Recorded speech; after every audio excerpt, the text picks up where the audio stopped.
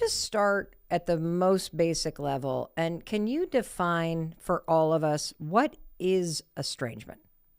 I mean, people define it in different ways. That's part of the problem with the research that's been done. The way that I think of it is as a cutoff in a relationship that may be temporary, may be permanent, but where it's not just people getting out of touch. It's where one person, because typically it's one person wants it and one person doesn't. More typically, it's initiated by the adult child, because that's my area of specialization is with parent-adult-child estrangement. Um, and the parent doesn't want it, the adult child does. So I think of it as either a complete cutoff or a near to complete cutoff. How common is estrangement? Well, apparently it's very common and getting more common all the time. A recent study out of Ohio State said that 26% of fathers are estranged from their kids. The same studies found 6% of mothers are, but other studies have found that closer to 10 to 11% of mothers are estranged from their kids. But if you expand it out away from just the parent adult child to family members in general, then something like 27% of families in the U.S. are estranged from a family member. So it's incredibly common. I think growing more common all the time. Why do you think it's growing more common? I think it's a variety of reasons. I think our culture is becoming more identity focused, more tribalistic, where we have kind of in-group, out-group ideas, and that no longer includes family. I think the notion of family has radically changed. Where, say, prior to the 1960s or so, there was the idea of honor thy mother and thy father, respect thy elders, families forever, and that's really been turned on its head. Where increasingly the idea is that of chosen family, the family who you make it, that people don't owe their parents anything, that the most important thing is the preservation of my happiness, my well-being, my mental health. So there's always been estrangements, but never before have they been based on the idea that it's actually good for one's mental health, or it's even an act of existential courage to cut off a parent or a family member. And it's tied to what the sociologist Anthony Giddens talks about as the evolution from role to self. Whereas it used to be there were very clear ideas prior to the 20th century, arguably before that, but where kind of the ideas about what it takes to be a member of a family was fairly clearly defined: being a good parent, being a good child, etc., being a good adult child. And then it changed much more towards an orientation towards self. So what Giddens talks about is that we've had the evolution of what he calls the pure relationship, where relationships are now purely constituted on the basis of whether or not that relationship is aligned with that person's ideals, their goals, their aspirations for happiness, etc. And if they're not, then the relationship is viewed as being problematic and corruptive and not worth pursuing. You see it all over social media. Like if you Oh, look at like all of the like just put a post up and you're like, "Oh, if they had cut them off, toxic behavior." exactly And right. what do you want us to know before we even jump into this topic of an intentional cutting off of a relationship with a family member or a friend? What do you want us to know about the reality of relationships, the dimensional reality? What is true about relationships that last and what relationships are meant to be about? Yeah, no, it's a good question, and there's probably no really easy answer to that. The way I think about it is both at the community level and at the individual level. I mean, at the community level, I feel like we as a culture are really suffering. We have high rates of mental illness, we have high rates of depression in particular, loneliness, social isolation, increasing atomization, increasing tribal view. So we're really kind of coming apart at the seams. It really feels like we're living at a time when our culture is falling apart. So at the community level, I think that family is an important part of that aspect, and that people should do whatever they can to prioritize family and family relationships. That said, I don't believe that people have to do it at any cost. There are family members who are very destructive, who are very hurtful, who aren't willing to make amends, to take responsibility. I mean, most of the people that I work with are the parents, and my whole method is around that you have to take responsibility for the things that have caused your child to turn away from you. And if you don't feel like you understand, then you have to pursue empathy and understanding and compassion. But from the adult child's perspective, I would like to see more compassion for parents, that parents typically do the best that they could do, given what their own social, economic, temperamental resources were, their own childhood traumas, etc. And they deserve a certain period of time of being able to work on the relationship and to have a hearing and that kind of thing. So that's kind of the general way that I would think about that. So, Dr. Coleman, I'm fascinated with how you got into the work of counseling and supporting parents who are estranged from adult children. Can you tell us a little bit about how you came to do this? Sure. I mean, I was married and divorced in my 20s and have a fully grown daughter who I'm very close to. But there was a period of time in her early 20s where she cut off contact for several years in large response to my becoming remarried and having children in my second, and which is my current marriage of some 30 plus years. And there were many ways that she felt displaced by that, hurt by not so much the divorce because she was so young, but just by all the kind of things that can happen with divorce and remarriage and being a blended family and the like. And at the time, there was nothing really written to advise me or help me. I was in therapy at the time trying to get help, and the advice I got was terrible, as it often is. What was the advice that you were getting? Well, the advice was just kind of like, you need to remind her of all the things that you've done for her and correct her memories and just show up at her place and kind of, demand that she see you. And all those things are, they just, none of them really caused her to feel understood or cared about or, like I had any degree of compassion for what her experience was. So it really wasn't until I just learned how to stop explaining, stop defending, stop blaming, and respect where she was coming from that things began to turn. But during that time of estrangement, it was easily the most painful, awful, disorienting thing I've ever been through or ever hope to go through again. The idea that, I don't know if you have children, Amy, but the idea that your child would cut you off and you would may never see them again is horrifying, painful, and terrifying as well. So once we did have a reconciliation, I thought, well, there's so many people struggling with this. So I wrote my first book on the topic in 2007, When Parents Hurt.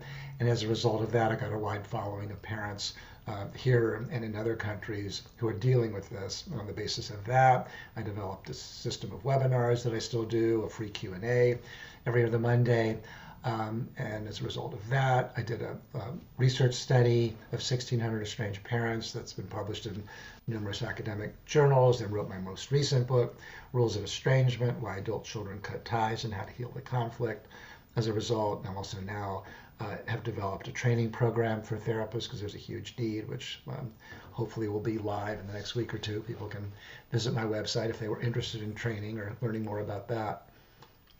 So let's talk about that moment of estrangement. What typically drives, and I'll focus on adult children since that's your area of expertise, but I'm sure that all these themes apply to friendships where there's estrangement, all kinds of relationships where there's estrangement. I agree. What are the factors that typically lead someone to say, that's it, I'm going to cut my parents or somebody else out of my life? Yeah. There's a number of pathways. If you look at the surveys of adult children, what they typically will say is emotional abuse, physical abuse, neglect, differences in values. Those are the most common things reported by the adult child. But other pathways are divorce, in my own, obviously my own personal experience, but also statistically, in my own research study and in my own clinical practice, 70% of the parents have been through a divorce. So there's a number of ways that divorce can increase the risk. One is it may cause the child of any age to blame one parent over the other for the divorce.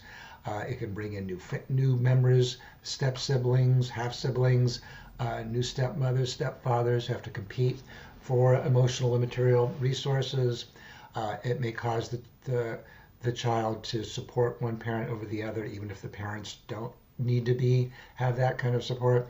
Finally, in a highly individualistic culture like ours, it could cause the child to see the parents more as kind of individuals with their own strengths and weaknesses and not as a family unit that they're a part of. So divorce is a clear risk. mental illness in the parent, but equally mental illness in the child, in the adult child.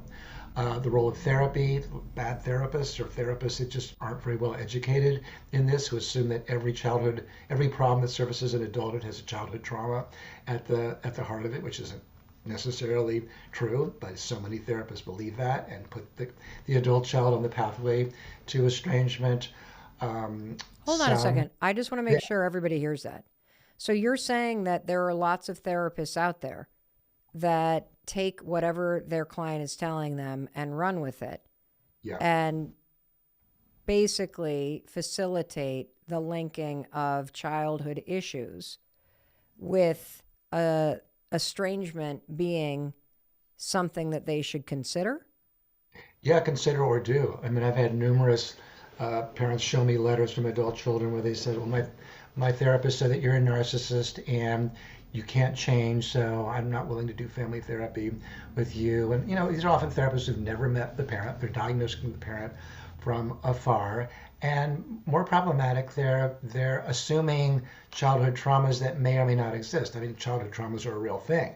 But in this day and age, there's the assumption that if somebody has a problem in adulthood, well, you just have to figure out where the childhood trauma lies, and then the doors to identity and happiness and meaning will be open. But that's really problematic. I mean, we're really preoccupied with traumas at this point in our culture and society in a way that's really causing a lot of harm. So I'm sure that as people are listening, there's a bazillion bells going off. And so I, of course, want to go, okay, well, let's talk about childhood trauma and all this stuff. But I want to stay in this topic because I personally believe that everybody listening has had either an experience with estrangement or they know somebody who is really struggling because of estrangement. And Yeah, I can think even in my own family that when my uncle died, he had never met two of his grandchildren. wow, And just how helpless I felt yeah, about trying to, like, wishing somehow that could have been repaired right, before he died, and knowing the heartache and the frustration and the anger and the sadness and the grief that yeah, happens when somebody makes a decision to cut you out of their life and yeah, you don't even really know why. right. And so, is that like, for a baseline, how do you know if this is a situation of estrangement versus just busyness? And I don't really like that brother of mine, so I don't really call him very often, but he does get the Christmas card from us. Like, what actually, how do you know you're in the boundaries of somebody has deliberately cut you out? Yeah. No, it's a good question. It's not, the answer isn't at all obvious. And I think that a lot of parents today end up getting more estranged because they're wanting more closeness from their adult child than the adult child feels capable or desiring of giving. And so often, and there was a survey done out of the University of Virginia that said that a majority of parents raising children want and expect to be best friends with their children once they're grown. And it's great work if you can get it. But a lot of adult children don't necessarily want that level of closeness or intimacy. And one of the problems with social media, can be another pathway to estrangement, is that it allows a certain kind of intrusion of the parent on the adult child that they might not want. So I think a certain percentage of estrangements occur that wouldn't have occurred in the past because the adult child could just sort of organically become who they are, develop independently, develop their own voice and autonomy without parental influence. Whereas now parents can reach their child, their adult child, anywhere in the world within a matter of seconds. And so I think a certain percentage of adult children feel very crowded today. What's the most common complaint I hear in every single estranged adult child's letter is, you need to respect my boundaries, right? So boundaries have become the most important thing. And it's in part because parents raising children over the past 4 decades are more worried. They're more worried about getting their children through the narrow bottleneck that can land them in a successful life. They're worried about the world that their children are inhabiting. So parents have become more anxious, more guilt-ridden, more intrusive, more surveilling. And that doesn't always work in the child's the parent-adult-child relationship in the long term. Um, so to circle back to your question, the it may not start out as an estrangement. It may start out more as kind of normal distance. But as soon as the parent starts to act too victimized or hurt or criticizing the adult child, then they're putting themselves on the path to potential estrangement. I can personally say there was a period in my relationship with my mom who I love deeply, and I know Yeah. she loves me. And as I look through the family history, both on my mom and dad's side, they have, I guess, somewhat kind of complex arm's length relationships with their family.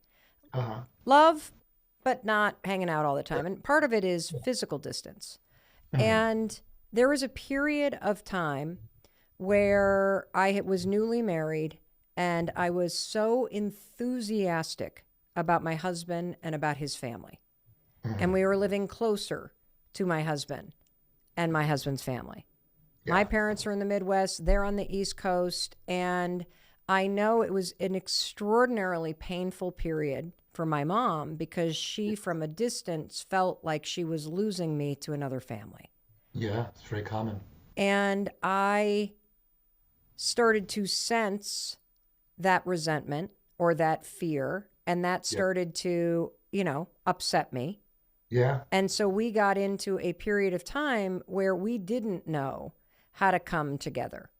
Yeah. How, she would say something, I would get offended. I would say Mhm. something, she would get offended. And it felt like our relationship had all of these landmines that neither one of us wanted there.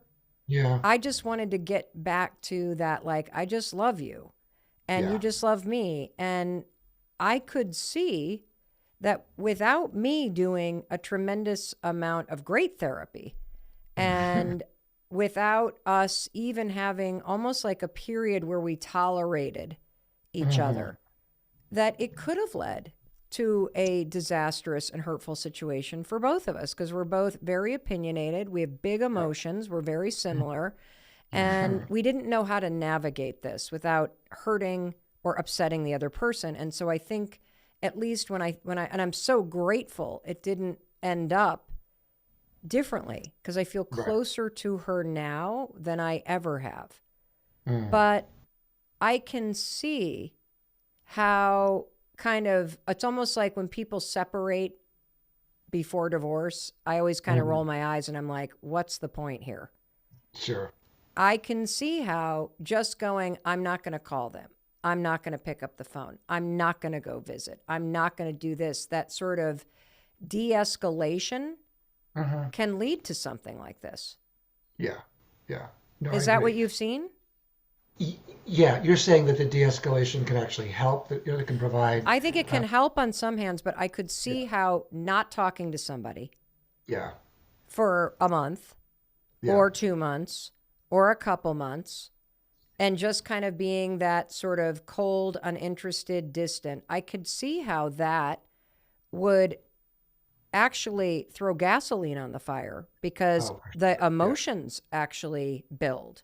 And then right. every interaction is so high stakes, Hmm. it's a recipe for disaster. Right.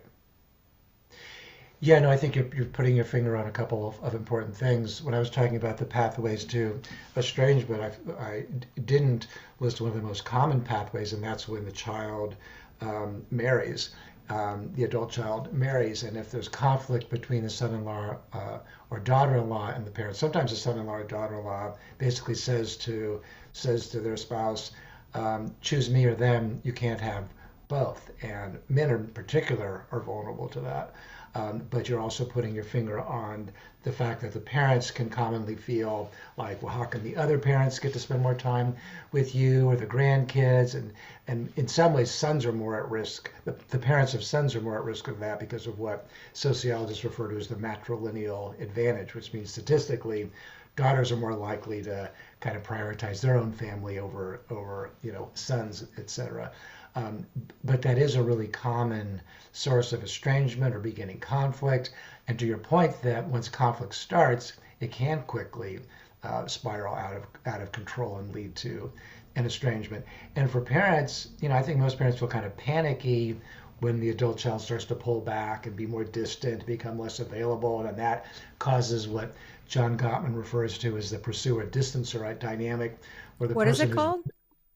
he talks about it from a marital research perspective, the pursuer-distancer dynamic, and it's associated with a high risk of divorce, where one partner, more typically the wife, is pursuing the other for more contact, more intimacy, more communication. The other person, more typically the husband, pulls back more, becomes more shut down.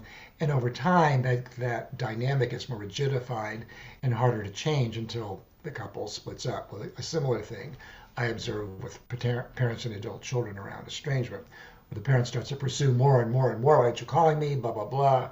And then they're off to the races. What are the big mistakes that you see people who want to reconcile with somebody who's cut them off? What are the big mistakes that people make or that you made? Yeah. I have a whole webinar on this called The 5 Most Common Mistakes of Estranged Parents, and I'm sure I made all of them. The first one is thinking that it should be fair. As soon as you think it should be fair, then you're going to, first of all, you're going to feel more victimized by your child, which is not a good place to be, both as a person, but also in terms of how you communicate. It's going to make you feel more angry and resentful, and that's going to come out. The idea that it should be fair is the idea of like, well, I was a much better parent than my own was. Think of all the sacrifices I made. I was there for this kid in so many ways. But from the parent's perspective, it isn't fair. It's much more about practically what works and what doesn't work. And that relates to the second common mistake, and that is using guilt, thinking that you're going to motivate your child through guilt. I'm currently writing an article called "The Last Jewish Mother" because I'm Jewish, and it is sort of a trope in the culture about the Jewish mothers can kind of guilt trip their kids into contact. The joke like, how do you get a Jewish mother to change the light bulb? Don't worry, I'll just sit here in the dark. So the idea, it's sort of an affectionate trope that the mothers could use guilt to motivate their children. But I call it the last Jewish mother because parents can no longer do that. Guilt is now considered a toxic, coercive, corruptive force. It's antithetical to the idea that the adult child doesn't owe the parent anything and shouldn't feel guilt. So using guilt is not going to work, including statements like how miserable the adult child's making the parent feel through the estrangement.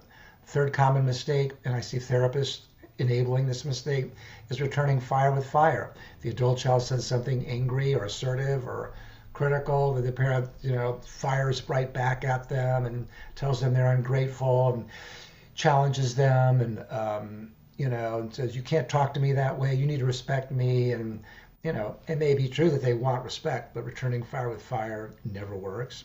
The fourth is assuming that it's all about the parent, which goes to what you and I were talking about before, about there may be not as much contact because the adult child's more preoccupied with their own life, their own children, their own career, their own social lives. What I tell parents is, look, when we have adult children and grandchildren, they're front and center of our minds, our heart, our consciousness. But for our adult children, that's not the same. We're not at the front of their hearts and minds and consciousness. And I know that was true with my own parents as well when they were alive. And like you, I was very close to them, to my parents. So I just knew that when I called my parents or visited them, that, I liked both, but I knew it meant much more to them than it did to me. Similarly, if my adult children call me or visit me, I know it means more to me than it does to them. So the mistake is sort of not knowing, assuming that every bit of distance or non-responsiveness or not returning that text right away or that email or whatever is personal, because once you make it personal, then you are on the pathway to estrangement. The final mistake is not knowing, is failing to recognize how long estrangements take to reconcile. But it's a marathon, it's not a sprint. And that even if you're taking the best next steps, that it still may be a matter of months or even years before you can get your child to respond. So those are the most common mistakes that I see. Well, let me add one more, and that is one of the key parts of my strategy with parents is helping them write an amends letter where they take responsibility, where they're not defensive, they don't explain, they find the kernel, if not the bushel of truth in their children's complaints. And a common mistake I see with letters is that they say, well, if I did anything wrong, or, I'm sorry you feel that way, or those kind of things, which aren't really taking responsibility and not really facing the hard, cold truth about the mistakes that they made, because as parents, we all make them. So, but it's a hard thing to do. I mean, I didn't love doing it myself when I did it, but it is the most effective way to potentially bridge a distance between a parent and an adult child.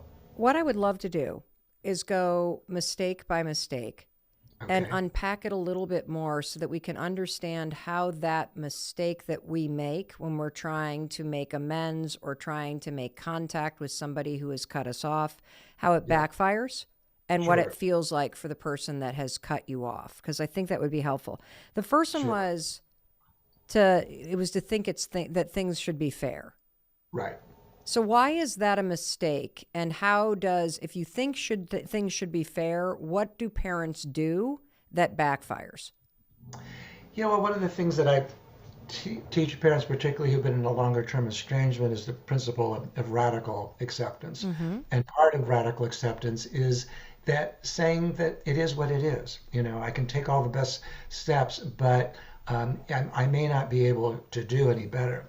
And when we think that things should be fair, we're really injecting a certain amount of resentment and bitterness and unhappiness into the equation. So just isn't very helpful to one's mental health, regardless of reconciliation, to sort of say, well, this isn't fair. I shouldn't be treated like this. I was such a good parent. I was a better parent, than my own parents were. They're not acknowledging all the good things that I did. They're rewriting history. I mean, all those things may be true, but tormenting yourself with that kind of feeling is just going to make you miserable. But it's also going to make you more resentful to your adult child. From your child's perspective, it's completely fair. They wouldn't be doing it unless they thought it was fair.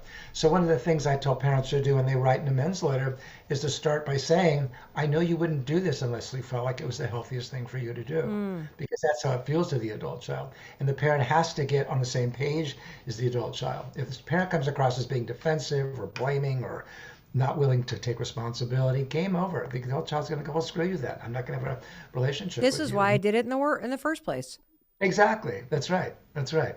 And I Yeah. think resentment is the powerful word there, because in this feeling that things should be fair, Right. what you're not saying is, I resent the fact that I gave you fucking everything. And this is Right. what you're doing to me.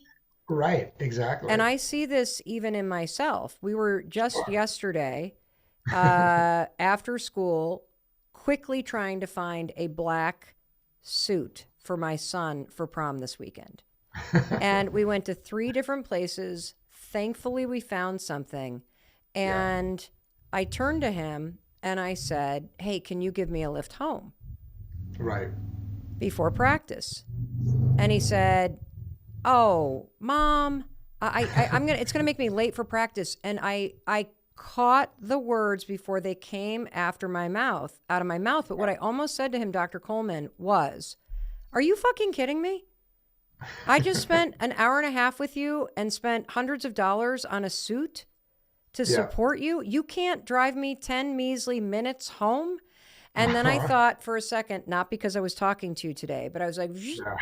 how is shaming or being resentful or kind of like that is a example of how I think I'm trying not to be transactional. I will Yeah. love you in. If I buy you shit, you need to do something for me. But it's hard. And so I can Yeah. see how that opinion that I'm doing this for you, so it has to be fair Right. on my terms, Right. because I could step into his shoes, which is what you basically ask your clients to do, to get Right. from the one side of the table to putting your arm around your child and trying to see it from their point of view. Yeah. I basically took him shopping because that was the window that was convenient for me. And Yeah. so from his side, he was also accommodating me, and he didn't want to be late, which I can Right. understand based on values. Yeah. So I love that, because I think the resentment piece is what somebody who cuts you off picks up on, or this Oh, for transactional sure. thing. Talk about guilt for a minute. So isn't guilt kind of similar to the It should be fair, so you should be doing that. It's kind of part of this whole thing. It is, yeah, and it just doesn't work anymore. It works. There's plenty of cultures where it still works. There's plenty of cultures where, the notion of filial obligation, duty to one's parents, et cetera, is still very active, particularly in Confucian and other Asian cultures. And in Latin American cultures, is the notion of familism. So there's the bond of the family that's considered a very important value. In those kinds of cultures, there's more of a place for a parent to kind of come at it from a perspective of like, look, I'm your mother or I'm your father. This is what kids should do, and it's more tolerated and accepted because the adult child has embraced those values.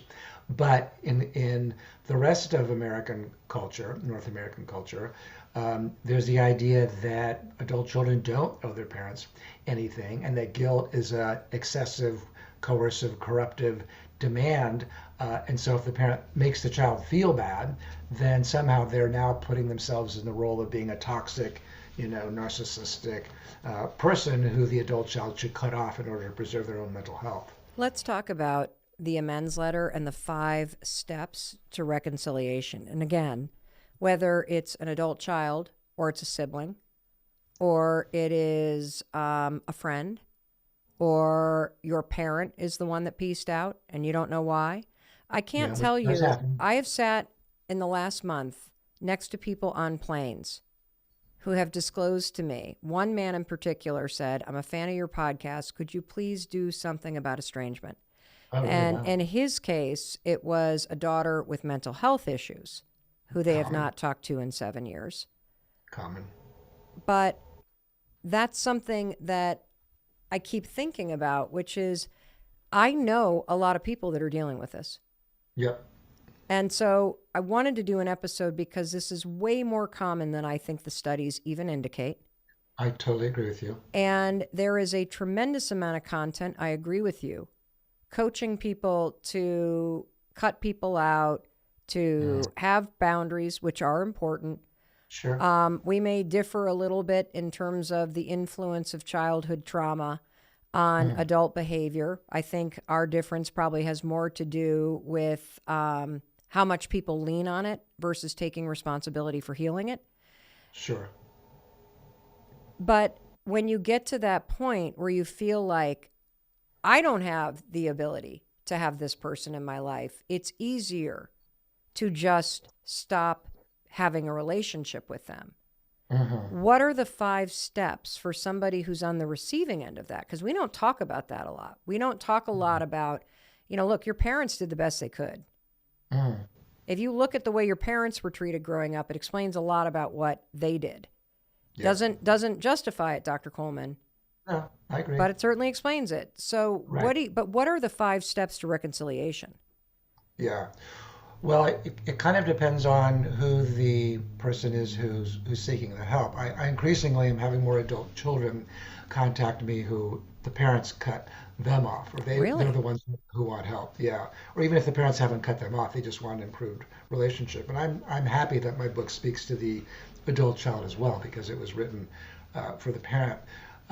It typically requires leader. I mean, if the adult child contacts me, then I'll reach out to the parent.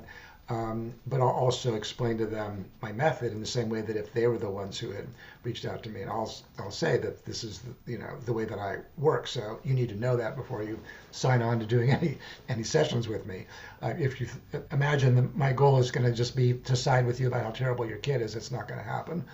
So I'm very clear about that as a kind of a framework. Siblings are more complicated because for parents, it's very easy for me to get a parent to take the high road, to take responsibility, because they're in so much pain. And there's this kind of a role violation of, if a child cuts off a parent, there's a feeling like, well, it is my obligation to heal this. And, I clearly, even if they feel like they're innocent, they can feel a great, enormous sense of shame that their child feels like they've failed them. So it's not, there are parents who won't do what I tell them to do. I can't help them if they will. I tell parents, this isn't about, right or wrong per se. It's kind of about the practicality. I mean, I do think that there is a a moral basis to what I preach. The parents should take the high road, that they, their children didn't choose to have them, and therefore it is incumbent on parents to take the high road and take responsibility and not get pulled into the weeds, not return fire with fire. But there's not like a third option. Like parents sometimes want, me to help them see how unfair their kid is being or that kind of thing. That just doesn't work. But anyway, with siblings, it's more tricky because parents are willing to walk over hot coals, which is sometimes required. But siblings typically aren't. So somebody has to take the high road. Somebody has to be willing to not get pulled into the weeds, to make amends, to probably take more responsibility than they think is fair. I mean, if both siblings are equally motivated to heal the relationship, and I have worked with those kind of siblings, that's easier. Then it's more like marriage therapy. Then you can examine the dynamics that shape them both and get them learn how to communicate more and kind of make the unconscious processes much more conscious. But more typically, one sibling is completely estranged and the other sibling is in pain about the estrangement. So typically the person who's in the most pain has to show more leadership. So that's the tricky part. I love what you said before we jump into the 5 steps. I just want to take a highlighter and make sure that everybody heard something that you said. You said that your personal belief is that the parents have a moral obligation to take the higher road because they chose to bring their children into the world. Correct. And I think that's an interesting thing to think about because you're right, there has been this rise of individualism and I'm responsible for my happiness. And I don't even know where I was going with it, but I just felt like that's a very profound thing. And I think a lot of times when you get really wrapped up in feeling like things should be fair or your kids owe you something, we forget as parents that we're the ones that brought them into the world. Right. They didn't choose us. We chose and created them. Exactly. And that doesn't mean they owe us anything. If anything, it means we owe them something.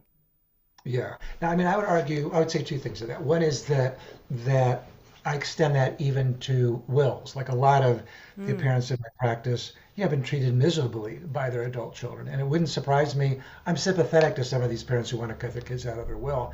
But I say I don't support parents doing that. Why? Because it seems like my natural reflection is, of course, if you're going to cut me out of your life, why the fuck would I give you any money? Because I've been paying for your ass your whole adult life. Like, why would I continue to do that if you don't even... do you see how quickly I could go into that I'm an angry, resentful parent? Sure. Yeah. No. But why would you say that? Why should somebody who's had a kid cut them out actually give them money?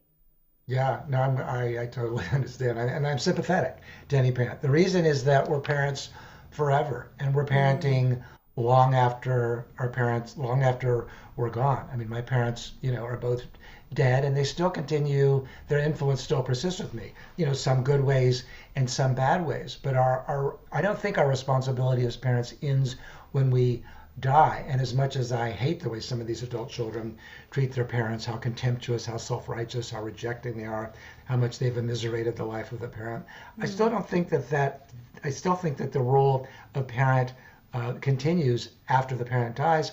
And it's also a question of what do you want your legacy to be? Do you want your legacy to be that you punished your child from the grave? And that doesn't mean parents have to give their child every single penny, but that they might give them what they would give them if they were still alive, A, and B, if there's other siblings, it greatly complicates a sibling relationship if one of the children is cut out of the will. Yes, I do think there's a moral obligation to parents. I think there also is a moral obligation to it from adult children that we've lost sight of in this culture. I actually do think that adult children owe the parents something.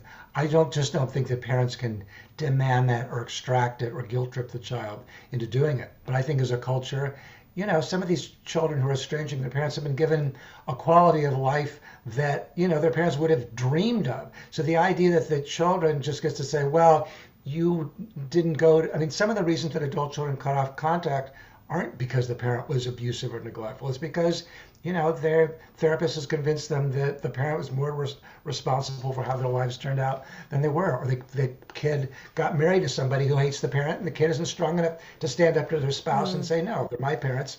I want them to see them, and I want them to see their grandchildren, regardless. So I think that in the same way that parents have a moral obligation, I think adult children do too. Now, that doesn't mean that they're obligated to stay in contact no matter how abusive or hurtful or critical or shaming, or rejecting the parent is. But they are morally obligated to give the parent a time of due diligence, to repair, to do therapy, to hear them out, to think of the parent in a more three-dimensional way, to view it from the perspective that you were saying earlier, that they did the best they could, not in a way that they're just get to be forgiven no matter how crappy their parenting was, but that a perspective of compassion rather than contempt. So I mm. think both sides, there's moral obligations. That's beautiful.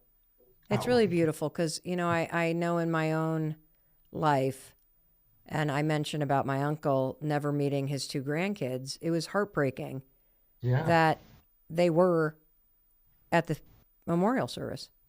yeah. And I think you They, probably they, see that a lot, that mhm, people mhm. show up in death Yeah, because there is something deeper that connects us all. And I think that right. that's what that speaks to. And we have Exactly. this inability as emotional beings to navigate what feels like endless landmines that Hmm. can develop between us. And so, what are the 5 steps that people can take in any situation, in any relationship where there has been an estrangement and you're the one, whether it's you want to take the higher ground or you're the one that's hurting more? What are the steps, doctor? Yeah. Well, what I often tell parents is there's a lot more things you can do wrong than you can do right. So, the things you can do wrong are contained in the 5 most common mistakes that we've already discussed. The things that you can do right are to show compassion, to take responsibility, to find the kernel, if not the bushel, of truth in a child's complaints, to communicate that that they wouldn't have cut off contact unless they felt like it was the healthiest thing for them to do. If you have no idea what the reasons are, and some parents don't, to say that it's clear I have significant blind spots as a parent or as a person, that I don't have a deeper understanding, but I want to. Would you feel comfortable writing me and telling me more about what your thoughts or feelings are that make you feel like this is the healthiest thing for you to do? I promise to listen or read purely from the perspective of learning and not in any way to defend myself. On the one hand, to not give up, but at some point you might have to stop as a show of respect. So, for example, if you're getting your letters returned unopened, returned to sender, Mm, have threats of the police called on you, communicating through an attorney, or your kid just gets so unraveled, then you should just stop completely for a year. Sometimes stopping completely works because the adult child can feel like the parent is respecting their boundaries finally. It can make them respect the parent more, that they're not just continuing to try no matter what. That old saying, how can I miss you if you don't go away, is sometimes true in family life. It can create, mm. that sort of space for the adult child to come into.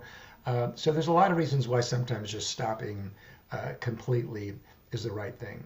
But a lot of it, and this is particularly true of parents who've been victims of parental alienation, where they've been brainwashed against the parent by the other parent after a divorce, is to embody what I call kind of the lighthouse model, that you're just there on the beach, you're steady, you're like broadcasting light from this definite point on the beach while your child is being pushed up and down out at sea by the waves. And sometimes they'll come out and see you standing on the beach there broadcasting light, and they'll get oriented towards you, but then they'll be carried back out to sea and pushed underwater again. But your task as a parent is to be steady and loving and compassionate and available and responsibility taking, and hope that over time your child can find their way back to you through those efforts.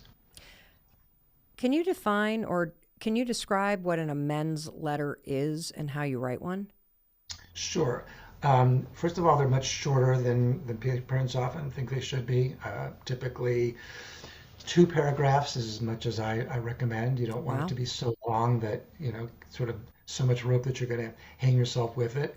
They should be courageous. In AA, they talk about making a fearless and searching moral inventory of your character flaws. I think the same is true of an amends letter, to, if your child has made complaints about you, to be able to really fearlessly say what those were and how you can see how that could have impacted your child, how that might have been hurtful or traumatizing to them or damaging to them or affected their feelings of trust or safety or security in you or the relationship with you.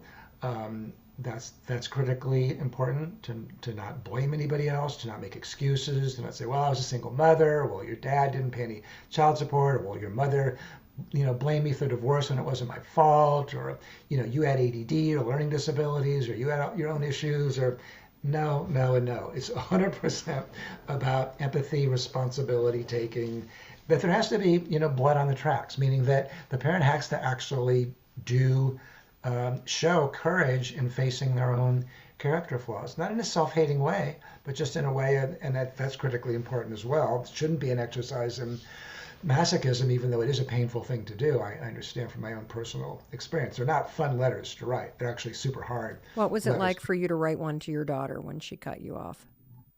Well, I mean, there's two things that go into it. One is this going to work? And the other is just having to face the reality of some of her complaints. I mean, I can empathize with the ways that she felt sort of sidelined when I remarried and had their children, and how my children from my current marriage had a much better quality of life and were raised in the context of a stable marriage, and she didn't have that, and she was, kind of went back and forth between two homes, and there was conflict with me and her mother, and there's a lot there to be hurt and upset and feel displaced about. So it was very painful. It was, there've been numerous times where we've cried together about it because it was, it's just really painful. What was her response to your letter? Good. I mean, she, to her credit, what I tell parents is I was just lucky that my daughter had whatever it is that causes an adult child to forgive and to accept. Not all parents, there are parents who are just as dedicated or empathic as me or communicate just as well or better than I did, who's the adult child wasn't or isn't willing or able to do that. But I was lucky that she was able to. Now, it didn't happen right away, and it often doesn't. That's why I say it's often a marathon, not a sprint. So took a while, and actually we had a number of conversations. It wasn't just like one simple thing like, oh, great, clouds have parted, all is forgiven. No, it still comes up periodically. I mean, not a lot, but those kind of things are fault lines in a parent-adult-child relationship that probably exist in some form. Will always be there in one form or another. What if you're the one that's in the middle? So I've been in a situation where my two closest friends, one cut the other one off, and didn't talk to her for 3 years. Yep. And I was in a relationship with both of them. And one kept trying to reconcile and absolute stonewall from the other. Yeah. What do you do if you're the sibling or the other child, or you're kind of the friend in the middle? Yeah, well, it's often that a sibling will be, one child is estranged and the other sibling is not estranged from the parents. And what I tell parents is you can't really have your non-estranged child advocate for you. First of all, if one of your children is estranged from you, they are showing that they're capable of using estrangement, so they may well estrange that sibling. Second of all, the sibling may say that if you're acting like our parent's advocate, I will cut you off, or if you tell them anything that I'm telling you. So often the estranged sibling makes the non-estranged sibling swear, that they won't reveal what their reasons are, what they're thinking or feeling, sometimes even where they live. So I tell parents that they have to accept that boundary and limit, as difficult as it is. The other thing I tell parents is that if you have one kid who's estranged, you don't want the non-estranged kids to feel like they have to sort of hold up some mirror of you as the great parent. They know how much pain you're in. So you're better off saying to them something like, look, your sister or your brother's estranged. Either we don't understand it or we do understand it, but I don't want you to feel like you have to sort of repair my self-esteem by making me feel like I'm a great parent or whatever. You may have the same complaints about me, or you may have different complaints, but I want you to feel like that there's room to do that without worrying about being overly burdensome to me.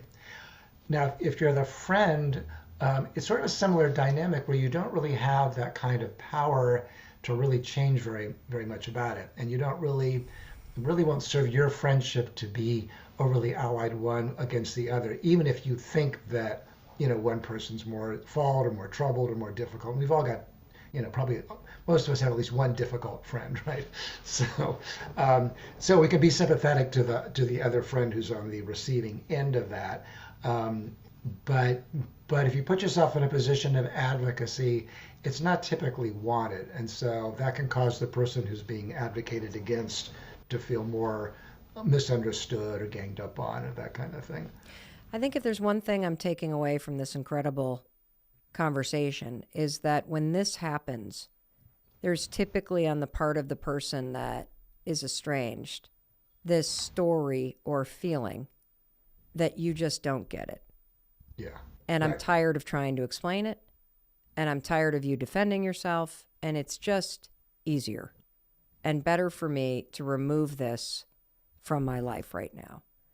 Yeah, And that's why everything that you're counseling us, which is the opposite of how you're going to feel when you right. feel wronged or hurt or desperate to reconnect with somebody, that really you have to step into the shoes of the other person or at least give them the experience that you have, as much as it may seem unfair or it may seem like it's one-sided or it may seem um, just, I don't know, like I'm sitting here, I can't even put myself in the shoes of somebody who's experiencing this, even though there's estrangement on both sides of my family, Hmm. in extended family. And even Yeah, though my two best friends didn't talk for 3 years, and even though, like, I see examples of this everywhere, yeah, and it must be a profoundly painful and challenging and humbling thing to do, to say, this is so important to me that I'm going to be the leader in this process. And the only way that we're going to make progress is if the person that's cut me out actually feels like they've been validated and mm, understood without me defending myself. yeah. No, I think that's really well said. I think it's a really good summary of what this looks like and feels like. And one of the challenges is that generations are often talking past each other. So Mm, important article by Nick Haslam, who's an Australian psychologist, and he called it concept creep. And what he found was that over the past 3 decades, well, his article came out in 2015, so it's more than that at this point, but um, there's been an expansion of what we consider to be hurtful, traumatic, abusive, neglectful behavior. So often the adult child saying is, you neglected me, you were emotionally abusive, you traumatized me, and the parents are like, what? Because they're looking at it from the way those terms were defined when they were yes. growing up, whereas the adult child is looking at it in a very different way. So often, if the adult child's saying you emotionally abused me, the parents, particularly a lot of these parents who've given their children a really good quality of life, just can't relate to it. And so what I tell parents to say is, I wasn't aware that it's clear that I have blind spots that I wasn't aware that felt emotionally abusive to you. I'm glad you let me know. I would like to learn more about what that felt like to you, how that's impacted you. Is there something you'd like me to read? Would you like to get into therapy around it? Are there things you'd like me to work on in my own therapy? So again, it's kind of to the point that you were making. The parent has to really go toward the adult child's complaints rather than away from them. They do have to show a certain amount of courage and willingness to kind of get into the really painful territory of how the child feels like they neglected them or hurt them or let them down. And no parent really particularly wants to go there. Definitely It's not. not a fun place to be. So when you get to the point where it's like, okay, I have gotten the message, you don't want to talk, I'm going to just go silent for a year. Do you send somebody flowers on their birthday? Do you I send, don't. like, how do you engage with somebody who doesn't want to engage with you? Yeah, well, there's a difference between a kid who's a minor, which I would say that parents shouldn't give up, whereas versus a kid who's more full-fledged adult. So No, I think if somebody, if somebody's going to let the line go cold per my recommendations, I recommend they don't do anything. Because I think that for some adult children, they really need to feel that parent's absence. For some estrangements, they're really trying to get in touch with a certain part of themselves that they don't feel like they can access with the parent involved in their life. The parent, in some ways, is too important in their mind. The parent feels really unimportant, but it's in part because the adult child is sort of closed off contact in every avenue of access to that parent. So it's that feeling that the parent feels cut off because they haven't cut off. But the adult child is doing it because they feel like the parent's too important in their mind. So if the parent can do that, can be no contact in the same way that the adult child is requesting, then it allows the adult child to feel themselves in a different way in relationships with the parent. So it's what I call lose your parent, find yourself. Wow. Why, Dr. Franco, do attachment styles matter? Mm. Yes. So our attachment style really impacts how we give and receive love, and thus our ability to build healthy relationships with other people. Wow. Does everybody have an attachment style? Yeah, we all have an attachment style. It's basically like we all come into new relationships which with a set of assumptions, and those assumptions define our attachment style. Okay. So, can you give me we know that the four attachment styles we've already talked about: secure, avoidant, anxious, and disorganized. Disorganized, yeah. Can you give me four signs of each attachment style? Sure. Yeah. So let's think about this practically in our relationships. If you're with someone securely attached, you set a boundary with them, they accept the boundary. They don't try to push it, change it. They don't suddenly pull away because you set that boundary. If you're with someone securely attached, they're comfortable being vulnerable. You'll see that they're being vulnerable with you, but almost in a more reciprocal way. Like they'll be vulnerable, they'll wait for you to be vulnerable back, then they'll be more vulnerable. Whereas someone avoidantly attached really won't be able to be vulnerable. If someone is securely attached, they can address you directly, but not confrontationally. So let's say this is in a friendship context, right? Where, it feels like the friendship has been one-sided. The securely attached friend will say, I love you. I want to be close to you. And I've noticed I've been the one reaching out and that's been hurting me. And I want our friendship to continue. So I figured I'd bring this up. So those are some signs of securely attached people. Anxiously attached people, their core fear is that everyone will abandon them. So you can tell what someone's anxiously attached when they're almost like willing to give up their sense of self to be in relationship with other people. So they're like hyper accommodating often until it really blows up, and then they become the opposite. When it comes, they anxiously attached people because they fear abandonment. They're not necessarily good at setting boundaries. So they might agree to things and then it seems like they're resentful about it. We talked about, egoistic giving, that they're generous oftentimes to get people to like them.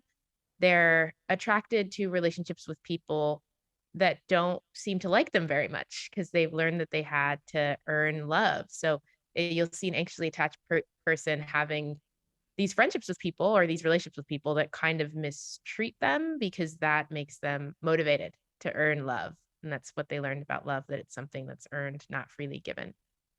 Um, and then avoidantly attached people, you'll know they're avoidant because they're never vulnerable. You don't feel like you really know them. When you maybe do have a moment of intimacy and closeness, they suddenly pull away and you're like, what the heck is going on? They have a lot of shame, but they don't really admit to it. So they're really struggle with things like apologizing. Whereas anxiously attached person is going to over apologize. The avoidantly attached person is going to say, no, this is not my fault. This is kind of your fault.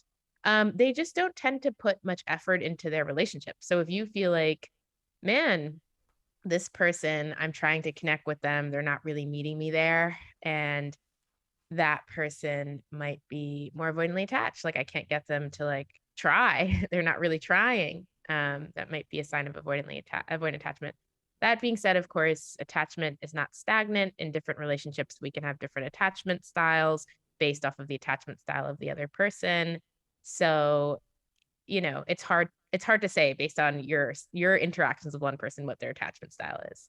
What about somebody who's disorganized? What are some of the signs that you're kind of in a relationship or a friendship with somebody who has a disorganized attachment style? Yeah, so the disorganized attachment style is it's not organized, right? So it feels like chaos. Sometimes they want you to get really close, sometimes they're pushing you away. Um Sudden withdrawal. They're they're they have trouble regulating their emotions because their relationships have not helped them do that in the past. People have not validated their feelings. So you might get more escalation, more anger. They might be interpreting your actions with a lot of negative intent, like you're going out of your way to harm me, to kind of destroy me. And so it'll kind of feel chaotic. Like you kind of will be like, what is going on? Like I thought we were just connecting, and they have a kind of very different interpretation of the situation. And usually with a disorganized attachment style, there's a history of a pretty brutal background, like a Mm. history of some sort of abuse in childhood. Is it easier to spot someone's attachment style in yourself or in somebody else? You know, one way that I hear other people's attachment style is like how they perceive other people. So, the insecure attack with anxious people, you hear them say like all my relationships are fragile or everybody's going to kind of abandon me. And the avoidance, you'll hear them say nobody can be trusted, right? And when you have this one template about everybody, it's a sign that it's not actually everybody because you're not actually discerning each person. You just are coming in with this understanding and superimposing it onto the present, which is what attachment style is really. So when I hear someone secure though, they always try to give people the benefit of the doubt while having boundaries. So they'll say things like, I had to love that person from afar. And they can admit that even Mm. when even though we didn't maybe like when they talk about their exes, there'll be some complexity. Like it didn't work out for this reason, but I like them for this reason instead of like my ex was, just evil.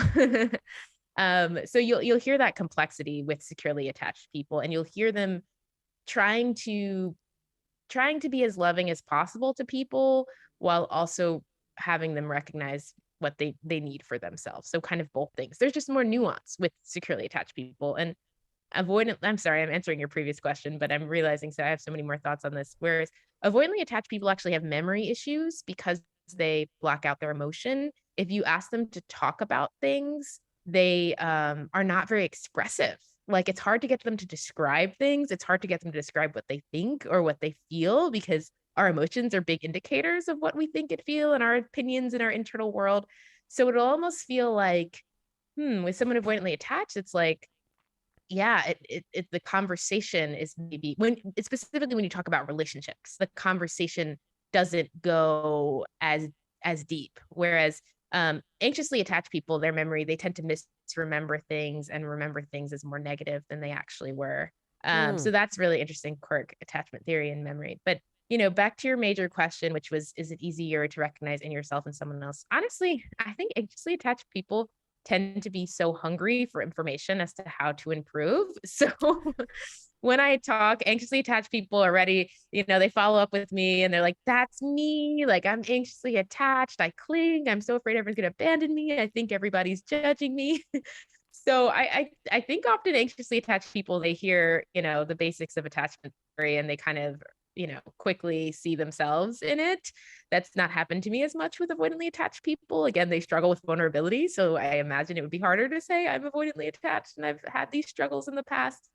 So Avoidant, if I have a yeah, question about that because that's sure. fascinating.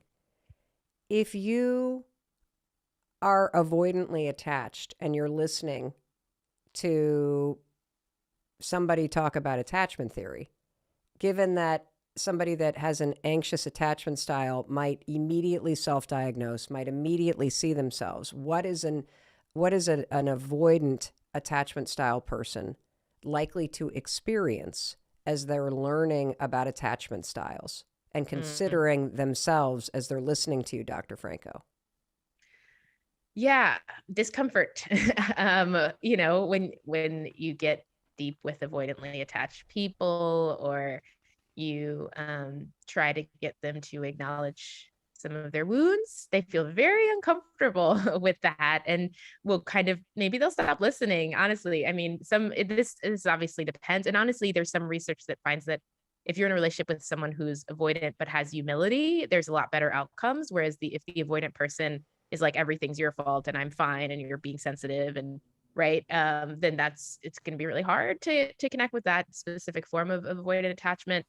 But so there has to be, with an avoidant attachment, a willingness to to look at yourself and to be conscious of your patterns, which I think anxiously attached people tend to be more willing to do. If you're having conflict with an avoidant person, often they are just stonewalling, or they're Mm. ghosting, or they're minimizing, or they're saying, like, we're not going to talk about this. Like, basically anything related to relationships and intimacy really scares and overwhelms avoidantly attached people. Like, sometimes we think of anxiously attached people as more sensitive, in that they get really overwhelmed when a relationship's not going well. But so do avoidantly attached people. They just express it. They express that sensitivity through removal. Like, they can't, they can't, they're so overwhelmed emotionally by relationships, by intimacy. And so they're stonewalling, which is a sign of being emotionally overwhelmed. They're being closed off, they're being dismissive because it's too emotionally overwhelming to look at some of their own patterns, because fundamentally avoidantly attached people have a lot of shame. If you tell them they've made a mistake, they have this core belief that I am a failure, that I am deficient. They probably won't admit that to you. Right. But anytime you try to offer a critique to an avoidantly attached person, that you might trigger that core wound of, I'm a failure, I'm deficient, which is why it can feel so hard for an avoidantly attached person to hear some of their patterns and hear some of their dynamics. Hey Mel, it's Jennifer. Can you do a podcast not on marriage advice, but something about how marriage is so wacky hard and unusual and worth staying the course? I went back and listened to your opening podcast and was so blown away by the exposure of what you'd gone through, but also of the impact upon your marriage. And so I'm kind of blown away that your marriage existed through all of that. I feel a lot of cultural pressure and voices about leaving marriage, but not so much about staying. Like maybe the pendulum has shifted generationally from, quote, stay for the kids to, quote, leave to make yourself happy. But isn't there another way, another kind of perspective on the why of staying? Do you think you could talk about that? I love the show, your vibe, your honesty. It really helps. Thank you so much, Mel. Thank you for this question. I love your vibe and I love the question itself. And I also want to thank you for distinguishing between the request of asking for advice about marriage and relationships versus just talking about my experience of how hard and wacky having a long term relationship can be. And the truth is, I don't talk about this topic of relationships and marriage and giving advice about it all that much. Because the fact is, I don't think I do know the secret to marriage.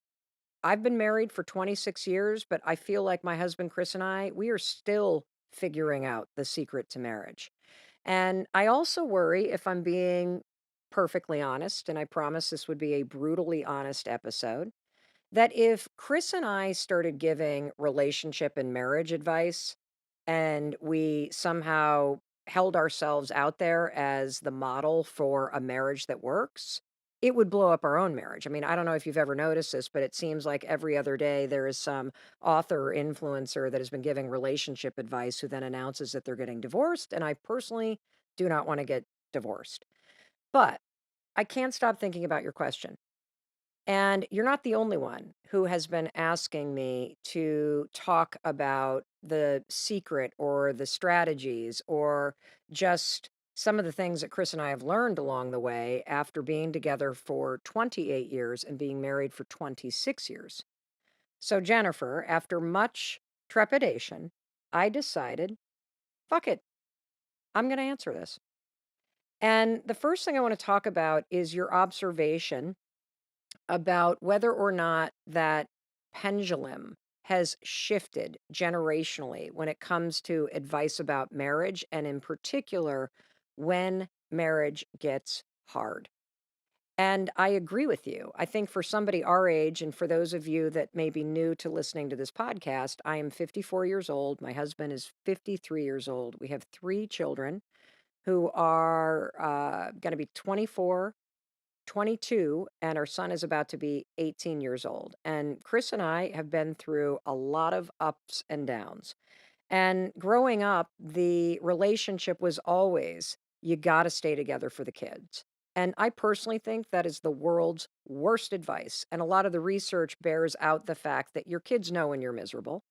And if you're staying only to tough it out for the kids, your kids are now seeing a model of a relationship that is profoundly dysfunctional. And the way that they learn about relationships is by observing you. And so I don't think you should stay for your kids. And I think that is lousy advice. And a lot of us have heard that advice for a long time. What I believe is that if you do decide that you're going to stay in a relationship, you have to do that for yourself. And when you consider the reasons why you want to stay in a relationship, if you put yourself first, it may be that it matters to you based on your values to keep your family intact. And one of the things that I think a lot of people don't think about when times get really tough is that your marriage is actually more than just you and your partner. Your marriage is your family, it's your network of friends that you've built together, it's the history that you've created together. And so, if you see value in what you've created to date, that's a really valid and important reason to work on your to work on your marriage and relationship and try to work through the challenges that have come up. But that right there is very different than staying for the kids out of guilt and shame. So stay because you want to stay. Work on it because you want to work on it based on your values and based on what you feel in your heart. And I also agree with you, Jennifer, that there has been a big swing. I mean, you see it all over social media. Leave to make yourself happy. If you're unhappy in that marriage, you just walk right out that door. And I would extend this conversation that you and I are going to have today beyond marriage, because I think that the same things that make a marriage healthy and happy and go the distance are the exact same thing that makes a friendship happy and healthy and go the distance. And we live in this world, and I worry a lot about this, where people are really quick to just X people out, to ghost somebody. That, I'll tell you something about being in the content space. Anytime you put up something on social media and you talk about narcissism or toxic behavior in other people, the post goes crazy. People love to just talk about other people being toxic. And I worry about the fact that we have gotten to a point where the pendulum has swung and people are starting to feel like when things get tough, I just leave. When somebody's a jerk, I just walk out. If they're the problem, then nah. And the fact is, the exit door is usually not where you find the best answers. That's typically the easy out. I have found over and over and over again that the answers to a better relationship are usually in the mirror. And so, what I want to say about that is this: if you're in a relationship with somebody who's abusive, leave. If you're in a relationship with somebody who's narcissistic, leave. If you're in a relationship that makes you absolutely miserable and you have tried to work through everything, you should leave, and that will make you happy. But if you're leaving because you don't want to do the work, that's a problem. And that habit of bailing when things get tough, you're just going to take that right into the next relationship. And that's why I am saying it's not necessarily the answer that's going to make you happy. So, the reason why I think that it is important in a friendship or in a marriage or a relationship to stop yourself from walking out the door and just pause long enough to do the work to stay is number one, I don't know a single person who has truly put in the work to repair a marriage or a friendship who regretted it. But I do know a ton of people who just got frustrated and got divorced, and they now regret that they didn't try harder, or that they now miss friends that they ghosted or stopped talking to years ago over something stupid because they were too afraid to have the hard conversation. And so I do, based on the 28 years that I have been in a relationship with my husband, I have seen this over and over and over again. So if you are willing to put yourself in pause and attempt to repair the marriage or the friendship, you're not going to regret that effort. Second, and I've already alluded to this, a marriage isn't just a relationship that you have with your partner. It's the community, it's the friendships and the networks that you've built, it's the history that you have together. And so when you end a marriage or a friendship, the truth is, you basically blow apart all of those things. And so that's another reason why it's worth trying to work on it. If you still see something for yourself inside this relationship or friendship, and I think a lot about the fact that, when people get divorced, I would love to think that everybody can have a modern divorce and you can blend families and ex-spouses can be partners and everybody can be with their new partners and blended families and have holidays together. And that's how it should be if you're going to end a marriage. But that's not the norm. And so I just want to be honest because I don't think we think through these things, that you won't have the same relationship with the sister-in-law that you love. You will not be going to your old in-laws, if you adore them, for the holidays anymore. Friends are going to feel funky because they're going to feel like they got to go with the one or the other in terms of your relationship. And that just is how it is right now. I wish it were different, but I promised you I'd tell you the truth. And now I want to just deliver even tougher love about whether or not you decide to end this marriage. Because the fact is, let's just say that you end this thing, right? What are you going to do? Oh, I know exactly what you're going to do because you've also seen this a million times. Once you get out of this marriage, you're going to be highly motivated to get in the best shape of your life, to get back out there, to get healthier, to be more private, to be more vibrant. Why? Well, so that you can attract somebody better. What if you were to just do that now? I mean, why not do that now for yourself? And, again, I want to say don't stay with somebody who's abusive. But if you're sitting there bitching to your girlfriends or your guy friends or just your friends in general and your family that you've become roommates and that your spouse is no more fun and you don't know who you're married to anymore, but underneath all that, you just wish it were better, you still love this person, don't just throw in the towel because you're frustrated. Do the work. That's what I've learned. And you talked about the fact that in some of the beginning episodes I shared a little bit about our story, and a lot of you already know it, so I'm not going to go into great detail, but for those of you who are new who are listening to the podcast, back in 2008, I had lost my job. We were 800 grand in debt because my husband's restaurant was going under. His restaurant business was really struggling. He hadn't been paid in months. We were just liens on the house, drinking ourselves into the ground. And I got to a point where it was easier to be angry at Chris and to just be resentful of him and to be like, I don't like you. I don't want to be with you. Like, you fucked this up, like as if it wasn't partially my fault too. And I want to say something to you if you're sitting there thinking that the grass is greener. And look, maybe the grass is, but I want you to stop and consider something. If I ever get pissed off at my husband and I'm like, you know what? Chris is annoying. I just can't stand this about him or that about him, or he's always like thinking about something. He doesn't talk, and he's not that fun, and he doesn't make me laugh, or whatever you may bitch about. I stop and say to myself, what's the average 50-year-old guy like? I mean, anybody my age, sorry dudes, but any one of you that gets to the age of 50, you got shit in the closet. You got stuff that you have lied about. You've got things that you're ashamed of. You've got things that you haven't worked through. And so here I've got two options. I can either turn toward the person that I was once in love with and do the work to make it better, to grow together. And I could or I could roll the dice. And I could end something because I'm frustrated or pissed off or things got challenging or whatever the situation may be.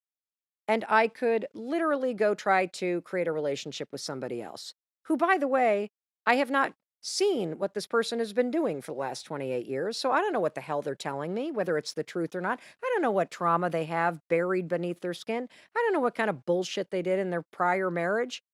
But if you're willing to turn toward the person that you're with now, you know at least part of the story. And for me, it has always seemed worth it. No matter how hard things got with Chris, no matter how scary things got, no matter how much we resented and hated one another, no matter how much we were drinking, I never got to the point where I thought it's way better to roll the dice and try to meet someone new than to try to work it through with this person right here. And, the truth is, and I'm sure this is true about you, I've talked about juicy peaches and embracing your juicy peachiness on this podcast, but there are days I am not a peach at all. And so when a marriage goes off the rails, when you get to the point where you're roommates, it's not just your partner's fault. And that gets to this concern that I have that we are so quick to just cut people out of our lives, to call people toxic, to end something because we're sick of it. And we haven't even done the work to try to fix it. We haven't had the harder conversation. And so, that's it. I feel like it is always worth working on it. And so if you're struggling in your relationship or you're struggling in a friendship, absolutely hit the pause button. Do not spend another second bitching to your girlfriends or your guy friends about the situation, and put your time and energy into working to make it better, because I guarantee you, you have not communicated what you're feeling clearly. You have not made requests about what you want. You have not started unpacking where things went off the rails. And the truth is, if you're willing to work on it, you can make it better. I don't care how long or how little you've been married. If you're willing to work on it, you can make it better. And I think that is the secret to a long lasting marriage, relationship, friendship. It lasts because you're willing to work on it. And that brings me to the most important caveat of all of this. And I think this is the biggest single truth about relationships. Relationships only work if both of you are willing to work on it together. This is not a one-way street. There is no halfway on this. There is no, I'm going to fix myself and that fixes my marriage. You will never change your marriage on your end on your own. Period. Full stop. And so if you're listening to this and you have somebody that won't work on it with you, I need you to listen to the takeaways that I'm about to give you, the lessons that I've learned actually very recently after being married to the same person for over 26 years. These are lessons that I have learned very recently after Chris and I have been in marriage therapy for 2 years. And, even saying marriage therapy is kind of weird because I think about going to therapy like going to the gym, that it's a way to make something better. In fact, at this point, I have benefited so much and learned so much about my husband that I didn't even know, having been married to him for the first 24 years. It's so incredible to have a third person who is not sleeping with you guys or living with you guys to weigh in on what they observe. It has been one of the greatest things that we have ever done for our relationship. I'm kicking myself for not having done it sooner. And so, what I want to do is I want to share with you, because I'm just getting so many questions. How did you guys go the distance? How did you make it through the challenging times? How did you do it? The way we did it is that we were both willing to do the work. And no matter how far apart Chris and I felt or were, or how much we were struggling in our lives or our careers or financially or with addiction or whatever it may have been, the one thing that I can say is that we were always willing to work on it. And no matter how pissed off we got with one another or frustrated or isolated from one another, I knew deep down that he did love me and that I loved him. And, having faced bankruptcy and having been unemployed and having struggled to pay for groceries with 3 kids under the age of 10, I know that when life gets hard, it is so much easier to be frustrated and angry because you're triggered. than it is to be afraid. And, back when the restaurant business was really struggling, I was so pissed at Chris. Like, I was just resentful. I was resentful that he wasn't successful. And he knew it, he could feel it. And that only contributed to the shame that he felt.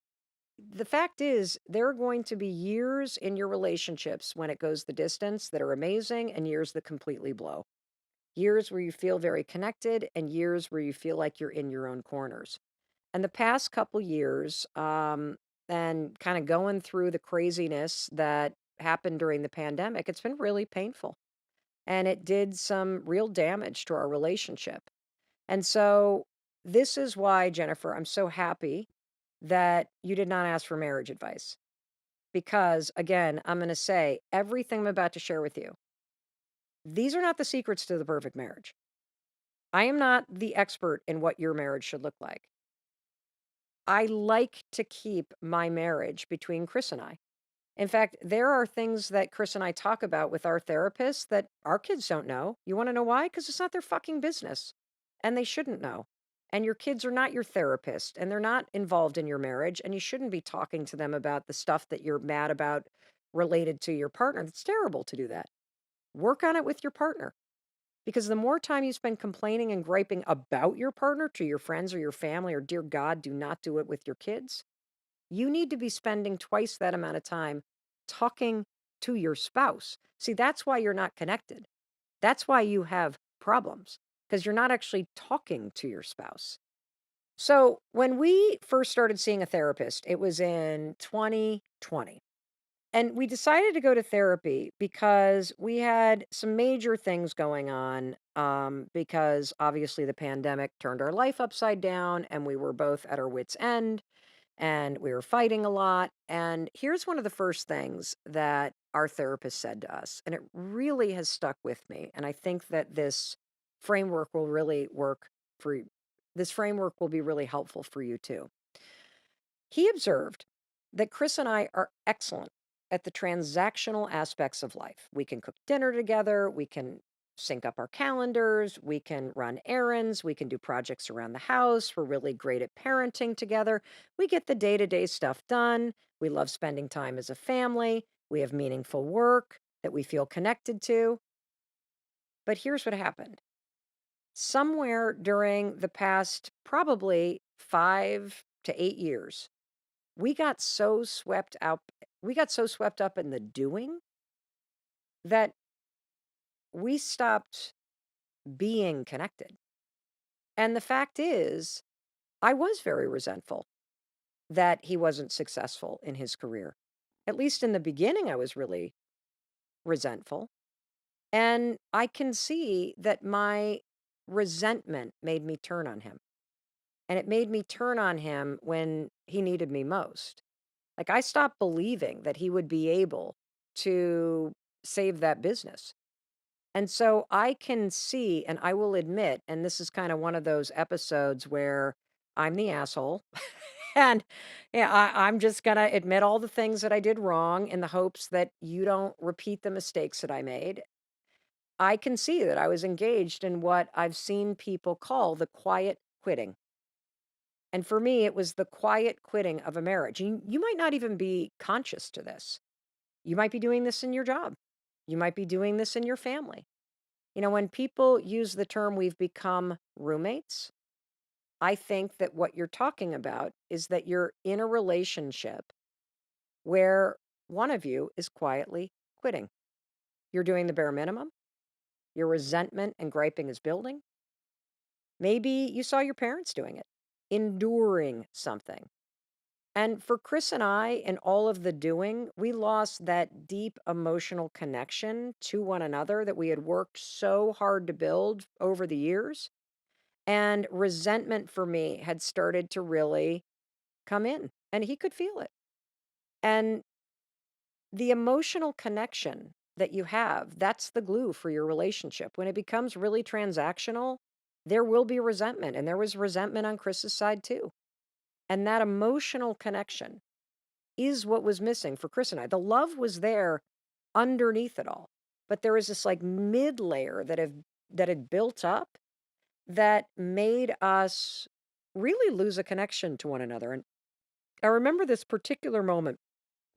It was right around, right before we went to therapy. A really close friend of ours uh, saw us at like a dinner that friends of ours had just invited a bunch of us over for a barbecue. And she called me the next day and she said, "Is Chris okay?" And I said, "Yeah, I think Chris is fine. Why?" And she said, "Something's wrong with him, Mel." And I said, "What do you mean?" And she said, "There's just something missing. Like the light behind his eyes is gone. There's normally this like magnetic connection between the two of you. And I haven't seen the two of you in a couple years, but it's just something's wrong." And she was right. What was wrong was number one, we were missing the connection. We were disconnected. And there were a lot of other things wrong too. One of which I would come to learn is that Chris was really struggling with depression. And so that brings me to, well, what do you do? How do you get the connection back?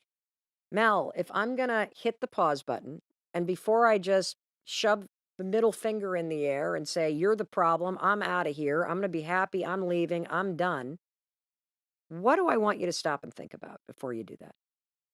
Well, there are 6 things that you got to do, in my personal opinion, that you can do and that do work if both of you are willing to work on it. We're talking about what I've learned in the last couple years about marriage. And my husband and I, as you now know, have been married for 26 years. We've been together for 28 years. We started seeing a marriage counselor, a therapist, whatever you call him.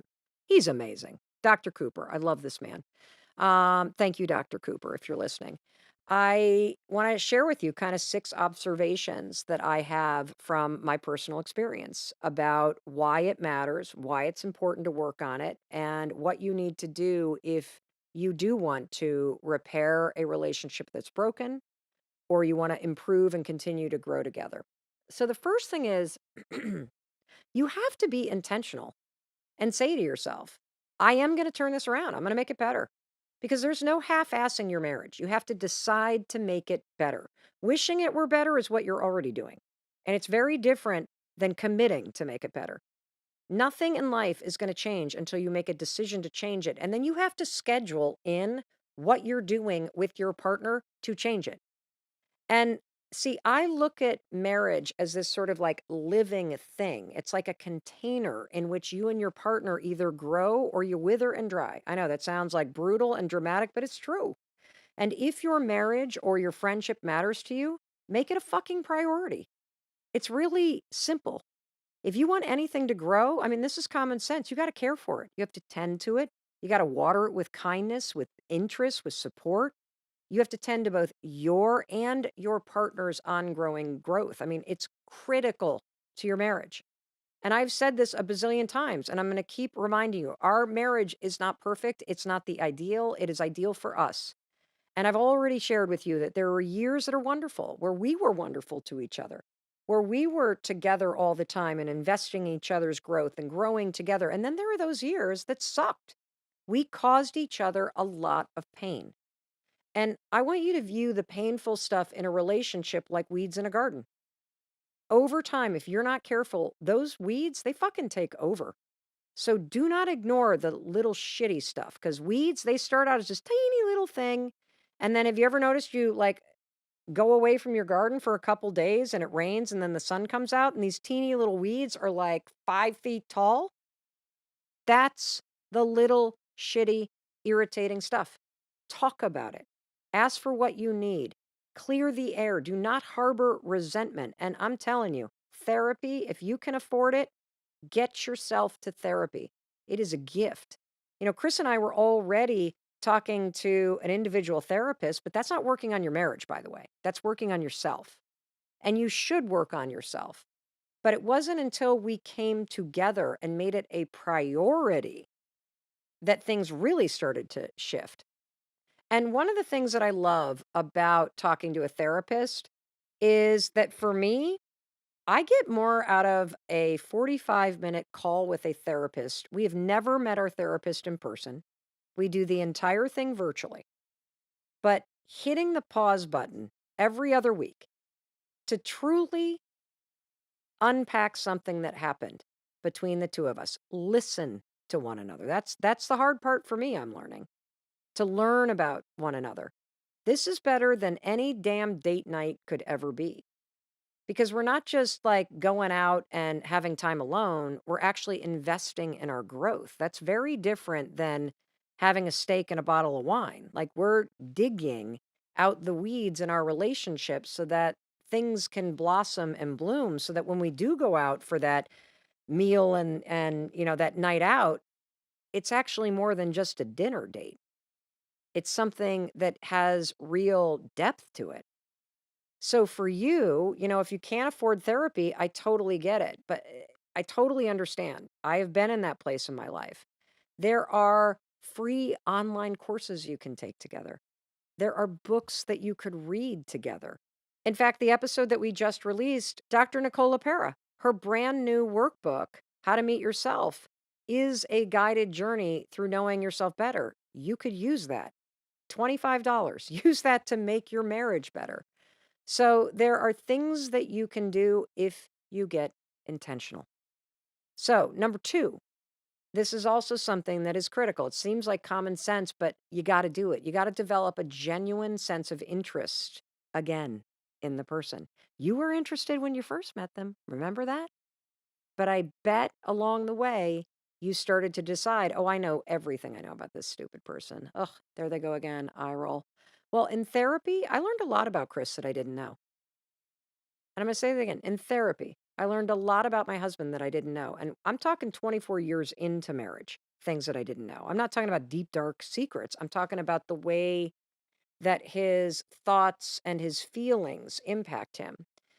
And like, for example, I had no idea how traumatized Chris was by his childhood because it wasn't like anything horrific happened to him. And his mom is one of my closest friends, but he was a latchkey kid. His parents were always working. His brothers were way older. Nobody was ever around. And so it was this sort of slow death march of isolation and feeling constantly alone. His experience was when I get home, nobody's there. When I play baseball, nobody shows up. That if I ask for something, I get teased. Nobody listens. So he stopped asking. In fact, he stopped asking to such a degree that he used to have a nickname in his family. When he was little, you know what they called my husband? The Monument. You want to know why? Because he didn't talk for 2 years. And everybody laughs about it. It was like some big joke. And the truth is, it's actually really sad. I mean, they laughed about it because nobody knew any better. And because he was just a little kid that felt like he was unseen and wasn't worthy of love, his needs didn't matter. He didn't know how to ask, or it just shut him down even more. And so I learned that part of the reason why he never asked for anything is because his experience growing up is that nobody gave a shit. And that helped me go from being annoyed at how quiet he is to really wanting to help support him. Because the fact is, he isn't the most effusive person. He's not the hardy har har guy. He's a deep thinker.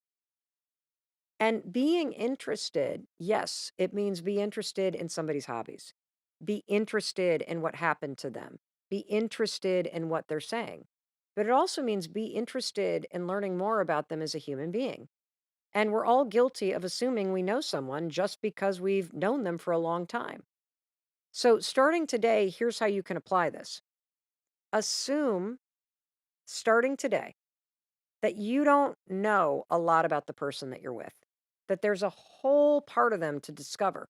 And I'm not talking about some deep, dark secret. I'm just talking about how they feel, how their childhood impacted them.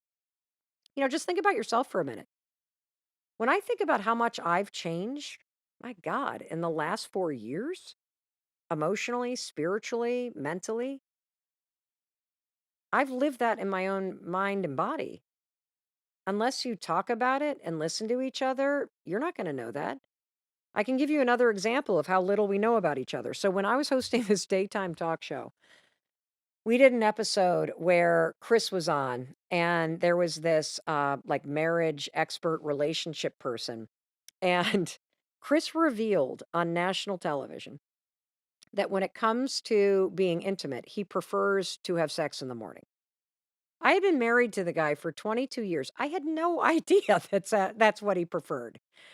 So you're not going to really get connected to someone unless you're interested in learning more about them. So ask more questions, be more curious. And that interest also means be loud and celebratory. I've been working on this. I mean, Chris, as he's leading his men's retreat called Soul Degree, I'm cheering for him. As he is pursuing a master's in spiritual psychology, I am rooting for him. As he is studying and getting a certificate to be a death doula, I am like clearing the schedule, making sure he's got time to do that. As he is pursuing a certification to do integration therapy for the new psychedelic modalities, I'm like all in. Him feeling supported and celebrated, that makes him know that I'm not only interested, but that I love him enough to be supportive in the things that he wants to do. And of course, he is cheering loud for me. And this isn't just obvious, this is also researched. Celebrating and sharing wins is critical. It's probably one of the reasons why you're roommates.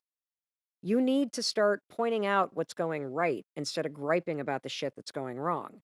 Researchers from UCLA discovered that the single most crucial factor in tightening or destroying a bond that you have with your partner is how you react to good news in one another's lives.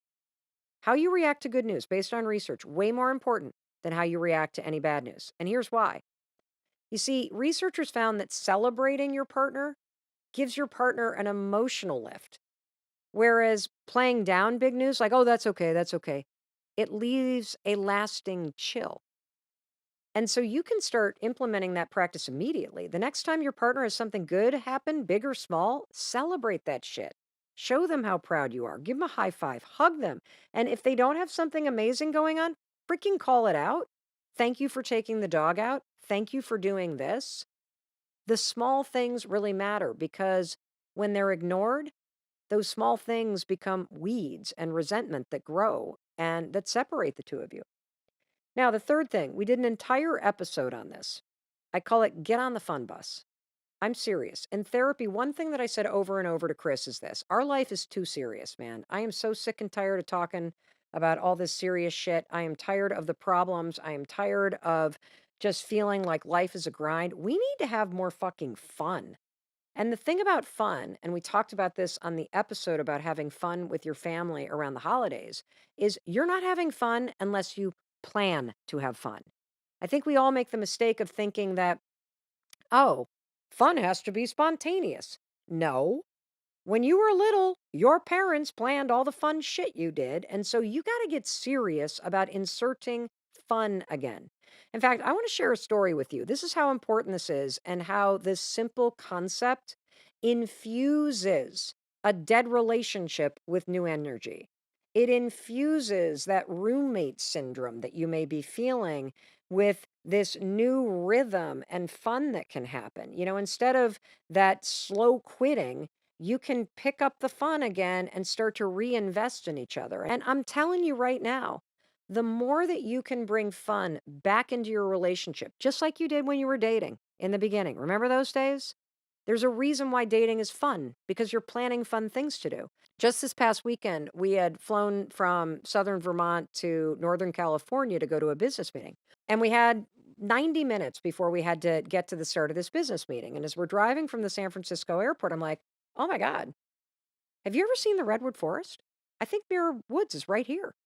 Neither one of us had never been there. So we pull off the highway. It is 4:15 at night. The Muir Woods National Forest is closing in 45 minutes. There is a dark, looming rain cloud coming, and it looks like it's about to rain horizontally.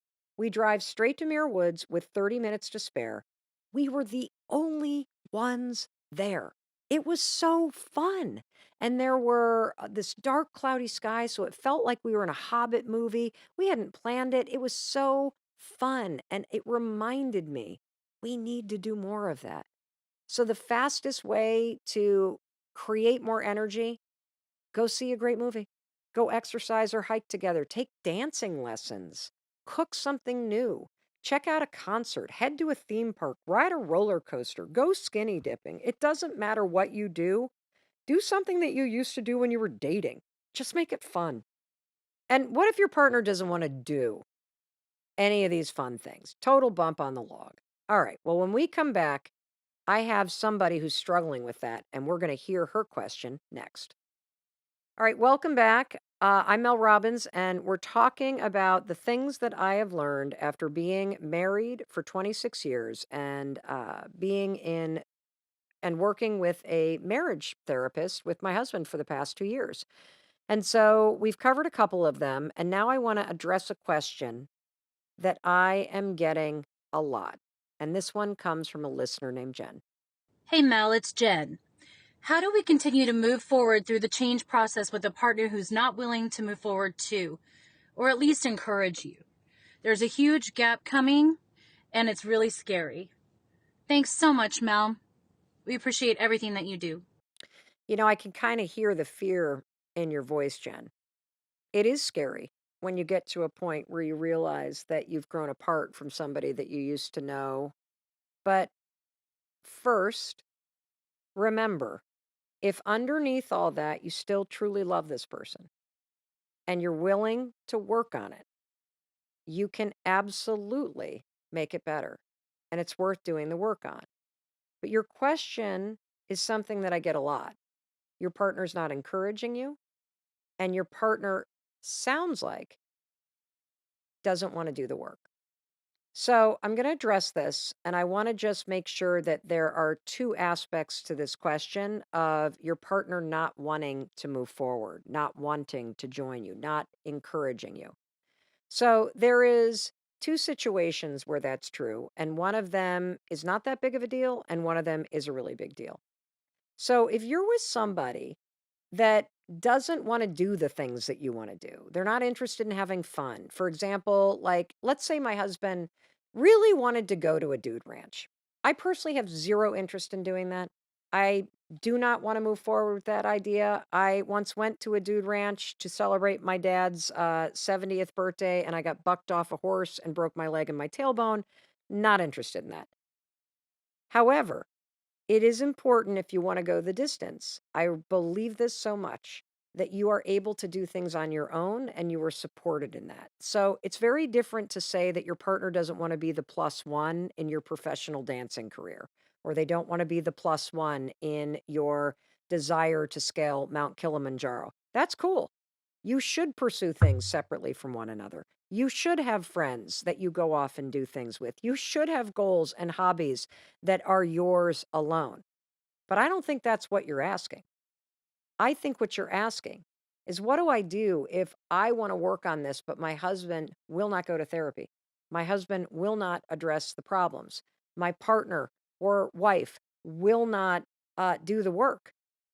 If you're in that situation where you're willing and you love this person and they refuse to go to therapy, it's not going to work. You can go to therapy alone, but you will not be working on your marriage. You'll be working on yourself. And yes, therapy will change you for the better. And it might just change some of your habits and your mindset. So that changes the dynamic in your marriage. But to me, that's really a marriage of enduring. It's a marriage that you're surviving because you're with somebody that's not willing to meet you halfway. And when you're in a relationship and the other person won't work on it, what's going to happen is, and I've seen this happen over and over and over again, is the one person who's willing to go to therapy, who's willing to look in the mirror, who's willing to work on themselves, you know what they tend to do? They work themselves to a new level and right on out of that marriage. That's what happens.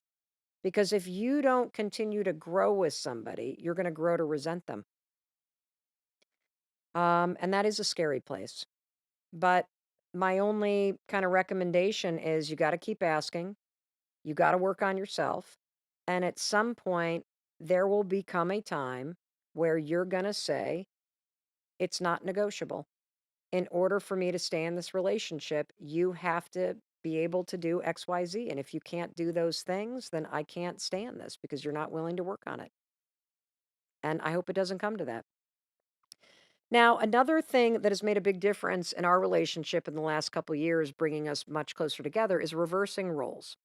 So, this is not some sort of like thing you're going to do in the bedroom, although you can. This is not the thing that I'm referring to, although maybe Chris and I should try that. But what I'm talking about is sort of the default roles that you both play in your relationship. So I used to be the person, and this is probably due to my anxiety, where I was the one that was always planning everything. I would pick the restaurants, I'd set the agenda, I would bulldoze the path forward. And here's what I learned in therapy, that in me moving so fast all the time and always taking control, it created two major problems. Problem number one, Chris had zero room to step in and take the lead and take care of me. And the more I just did it, I just took care of it, I just picked the restaurant, the more I made Chris feel really concerned that if he tried to do those things, I wouldn't like what he did.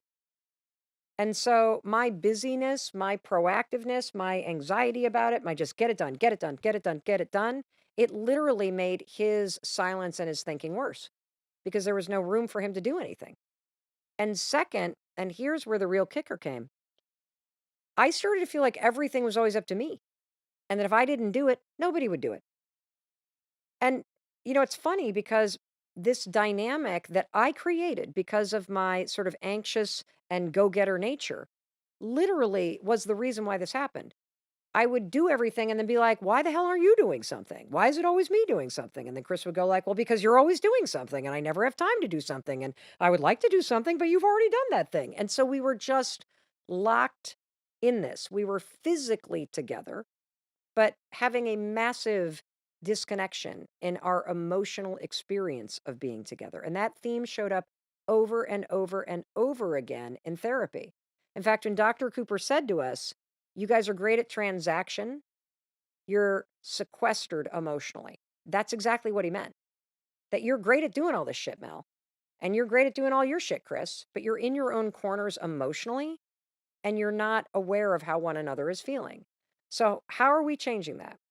Well, there's a lot of slowing down, I'm learning, when you are changing a relationship for the better. Because what you're really changing in your relationship when you change it for the better is you are breaking apart the old patterns and you are replacing them with new ways of showing up.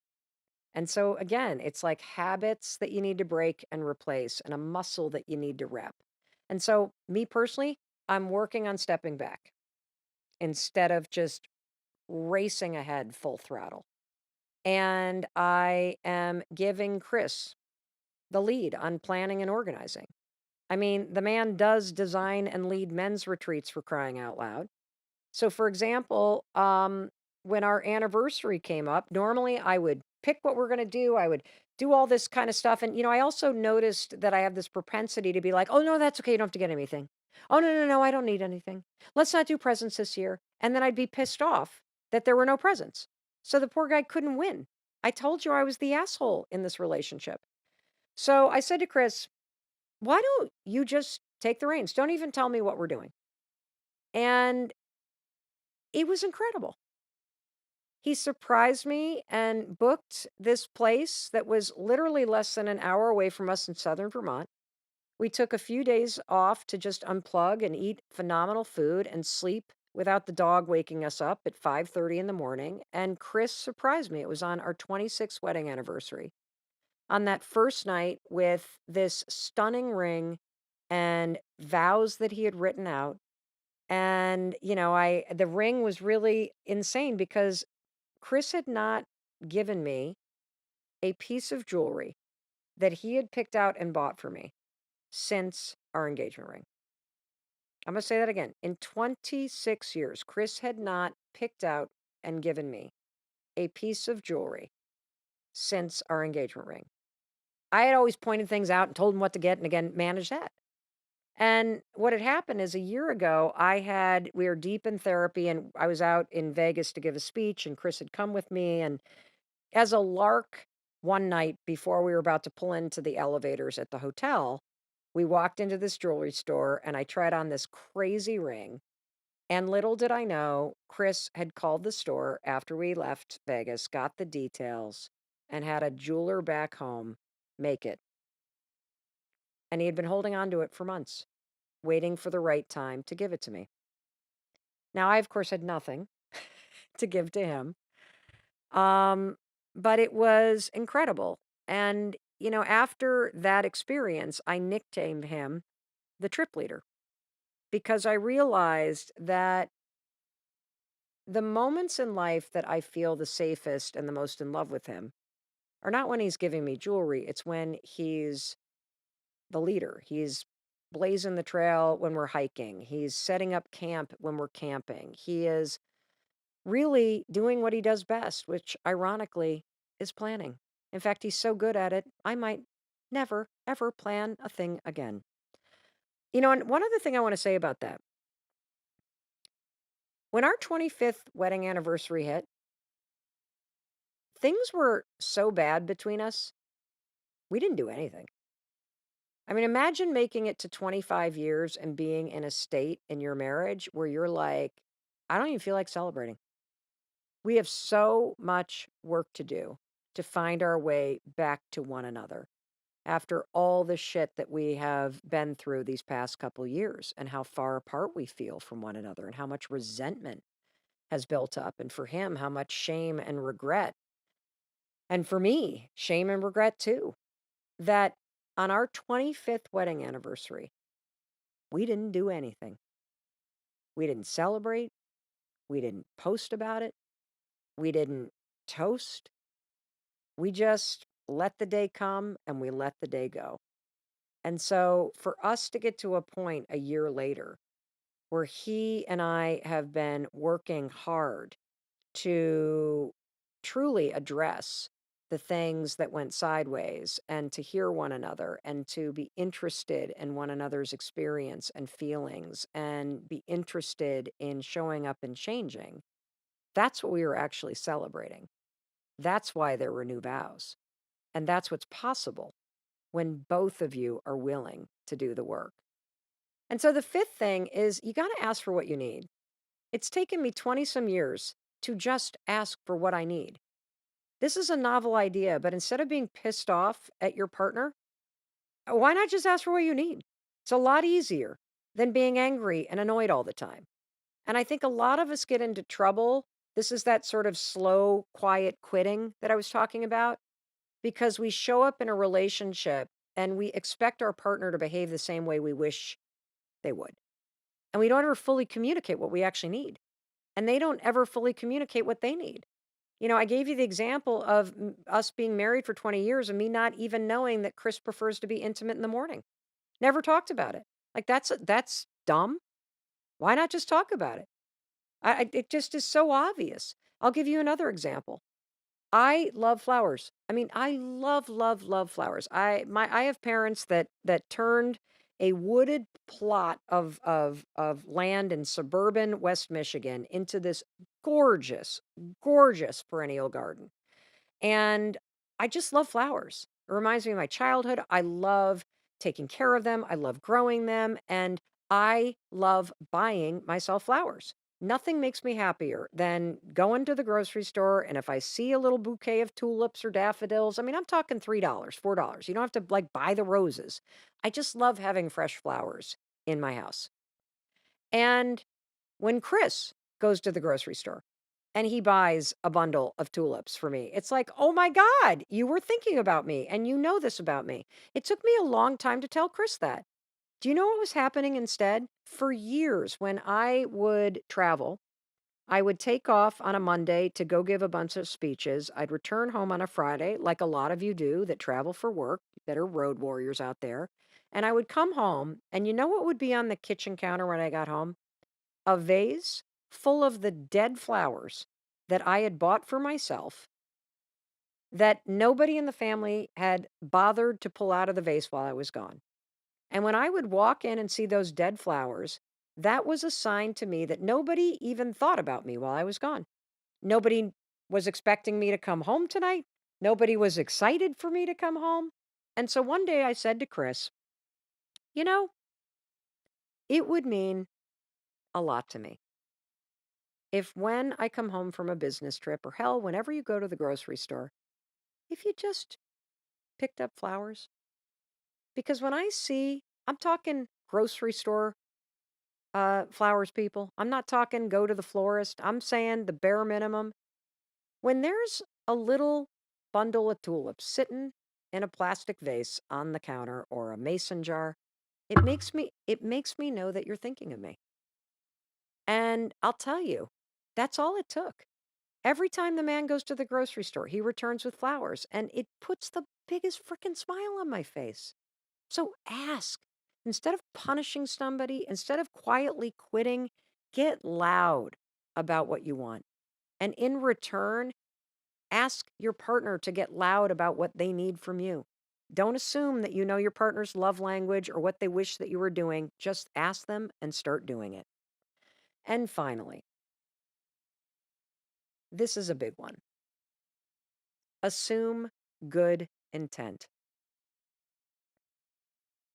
One of the things that I've learned about my husband, Chris, it's been a reminder, really. And this is one of those things that happens when you really slow down and you get present with the person, whether it's your spouse or your partner or a friend, is that my husband's he's just like a really nice guy. There's not a mean bone in Christopher Robin's body. And I get so worked up in my own shit that I forget that. I just forget that he's not out to be an asshole. He's not trying to screw me over. He's not some dickhead that's doing the. He's just a nice guy who's doing his best. And see, I think we forget that.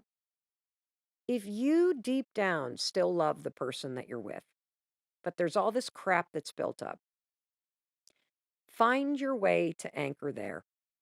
Assume good intent. Assume that they didn't mean to use that tone of voice, that they didn't mean to frustrate you, that they didn't mean to fail at whatever they failed at, that they didn't mean. Assume good intent. Remember the person that you fell in love with, because I believe that person is still deep down in there. But any relationship, whether it's a friendship or a family relationship or a love relationship that goes the distance, there's shit that builds up. But the person who they are at their core, that doesn't change. That doesn't change. And so if your response to me saying, assume good intent is, oh, Christ, Mel. I mean, you should and you're starting to make a case about the person you're with. There's your answer. Get out. If you can't even admit that at their core, this is a good person, this is a nice person, then get out, because you're with somebody that's not a nice person. You're more committed to making your case and being right about this than you are about seeing something deeper that's worth working for. And to me, that's the bottom line, because that's what I've learned through these past challenging years and at times very painful changes in years that we've been through. That if you're both willing to look a little deeper and remind yourself of why you loved him in the first place, if you're both willing to look in the mirror and work on yourselves and your relationship, you can work through anything. You really can. You can get through some horrific things. You can get through things that seem insurmountable, whether it is addiction or the death of a loved one or cheating or bankruptcy. You can get through all kinds of things if you're both willing to work on yourselves and your relationship. If you're willing to remember that deep down, you're with somebody that is a good person at heart that maybe lost their way, that your relationship is a living, breathing, organic thing, a place where you're either going to grow or you're going to wither and die. You got to care for it. You got to tend to it. You got to shower it with kindness and genuine interest and support. And please, dear God, can we start having some fucking fun? I mean, let's just stop waiting for another couple to invite you over and start throwing some dinner parties and some dance parties and some playlists and have some fun. Like maybe it's that we've all gotten a little too serious. Save the serious talk for your therapy sessions and bring the fun to the rest of your life. Bring your inner life to the surface. And I'm telling you, your connection will not only grow, but it will also grow strong. And in case no one else tells you today, I hope that your partner or your friend tells you this, but in case they don't, I'm going to tell you, I love you and I believe in you. And I believe in your ability to create a better life and better relationships. And how about you start putting what I just shared with you to work right now? Hey, it's Mel. Thank you so much for being here. If you enjoyed that video, by God, please subscribe because I don't want you to miss a thing. Thank you so much for being here. We've got so much amazing stuff coming. Thank you so much for sending this stuff to your friends and your family. I love you. We create these videos for you. So make sure you subscribe. Mwah.